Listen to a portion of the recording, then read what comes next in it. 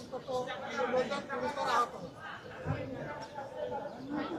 আহতদেরকে চিকিৎসা দেওয়া হয়, তাদের মধ্যে কয়েকজন এখানে ভর্তি আছে, আমরা তাদেরকে দেখতেছি। আর এখানে সব মিলে 25 জন চিকিৎসা দিয়েছে। কেন এমনটা করবে? নির্বাচনী প্রচারণা ইনশাল্লাহ আগামীকাল থেকে পূর্ণ উদ্যোগে শুরু হবে। আমরা দেশে একটা শান্তিপূর্ণ একটা সুষ্ঠু নির্বাচন চাই। এই নির্বাচনে জনগণের প্রতিফলন করতে মানুষ স্বস্তির সাথে ভোট দিতে পারবে, কোনো ভয় ভীতির পরিবেশ থাকবে না, এমন একটা নির্বাচন আমরা চাচ্ছি। যুক্তির খাতিরে যদি ধরে নেওয়া হয় যে আমাদের দলের কেউ নির্বাচনী আচরণ যদি লঙ্ঘন করেছে, এর জন্য যথাযথ কর্তৃপক্ষ আছে, তারা কর্তৃপক্ষকে বলবে, কর্তৃপক্ষ তাদের মতো করে উদ্যোগ নেবে এবং আমাদেরকে সেই ব্যাপারে সম্পৃক্ত করবে, আমাদের কাছে জানতে চাইবে। আরো অনেক পদক্ষেপ নেওয়ার তাদের এখতিয়ার আছে, কিন্তু কোনো ব্যক্তি বা দলের কোনো ধরনের কোনো এখতিয়ার নাই এই ব্যাপারে কোনো মব সৃষ্টি করার। আমরা এই নোংরা মবের নিন্দা জানাই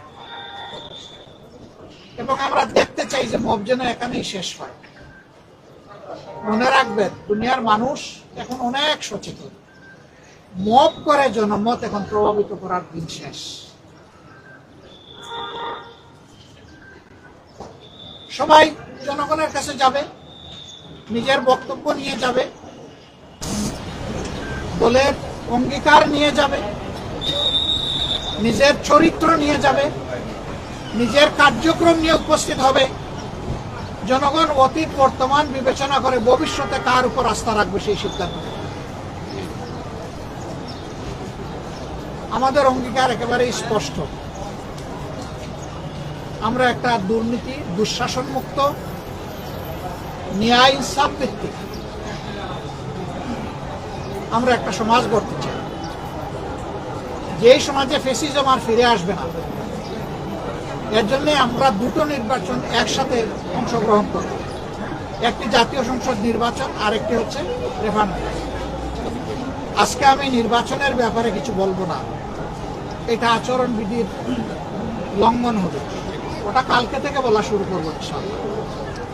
কিন্তু শুধু এই আসনে না, 300 আসনে যারা নির্বাচনে অংশগ্রহণ করছে তাদের সকলের প্রতি আমাদের অনুরোধ, প্লিজ জনগণের প্রতি আস্থা রাখুন।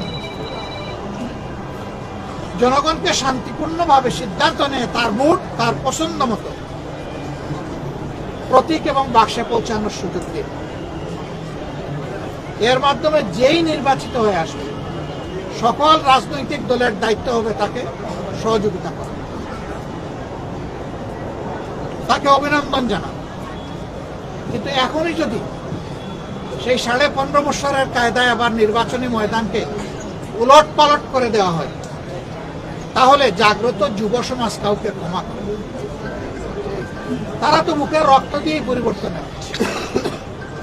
দেশবাসী আমরা তাদের সাথে ছিলাম, নেতৃত্ব তারাই দিয়েছে। যে যুবকরা যুবতীরা নেতৃত্ব দিয়েছে, যাদের বয়স 30-35 বছর হয়ে গেছে, 18 বছর বয়স থেকে তার ভোট দেওয়ার অধিকার প্রতিষ্ঠিত হয়েছে, কিন্তু আজ পর্যন্ত তারা একটা ভোট দিতে পারে। একজন নাগরিকের সবচেয়ে বড় অধিকার হলো তার ভোটের অধিকার, সেই অধিকারই কেড়ে নেওয়া হয়েছে। একই কায়দায় এখন যদি কেউ আবার আমার ভোট আমি দিব, তোমারটাও আমি দিব, এই স্লোগান দিয়ে যদি কেউ ভোটের ময়দানে নামে, এই যুব সমাজ তাদেরকে ভোটের মাধ্যমে, ব্যালটের মাধ্যমে সমুচিত জবাব দেবে।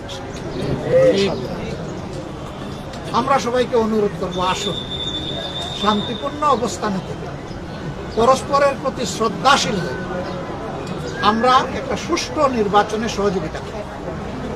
বাংলাদেশ জামাতে ইসলামী অঙ্গীকারবদ্ধ, যারা কালকে আমাদের ভাই বোনদেরকে, শুধু ভাইদের গায়ে না আমাদের মায়েদের গায়েও তারা হাত তুলেছে, আমরা তার তীব্র নিন্দা করি।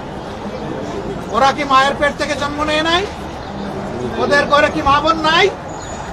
মা বোনদের প্রতি সামান্য সম্মান দেখানো নিশ্চয়ই তারা পরিবার থেকে সেই শিক্ষা পেয়েছে।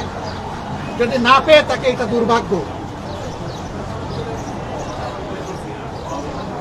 আমরা আর দেখতে চাই না, শুনতে চাই না এই ধরনের নোংরা অবস্থা। শুধু ঢাকা 15 না, এখানে ওখানে টুকটাক আমরা এগুলো শুনতে পাচ্ছি।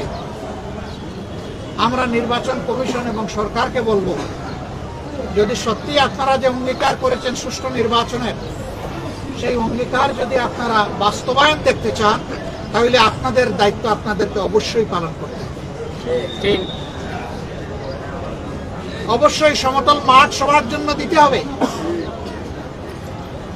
অবশ্যই সবাইকে সমান সুযোগ দিতে হবে, এবং যারাই সন্ত্রাস এবং দুর্বৃত্তপনা করবে তাদের মুখের দিকে না তাকাইয়া আপনাদের দায়িত্বের দিকে তাকাইয়া তাদেরকে আইনের আওতায়